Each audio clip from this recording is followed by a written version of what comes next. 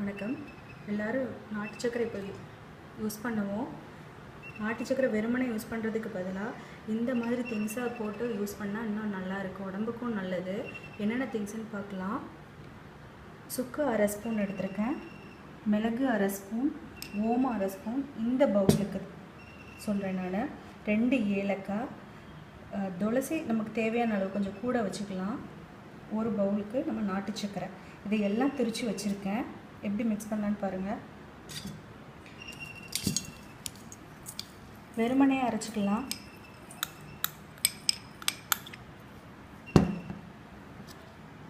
வறுக்க வேண்டாம், எதையுமே வறுக்க வேண்டாம். அரைச்சி இந்த மாதிரி மிக்ஸ் பண்ணிக்கலாம். காஃபி டீ போடும்போது இந்த நாட்டு சக்கரை நம்ம யூஸ் பண்ணோம்னா சளி இருமல்னால் வராது, தொண்டைக்கும் நல்லாயிருக்கும். இதில் அதிமதுரமும் சேர்த்துக்கலாம். தேவைன்னா அதிமதுரம் ஒரு அரை ஸ்பூன் சேர்த்துக்கலாம். வீட்டில் நீங்களும் இதை ட்ரை பண்ணி பாருங்கள்.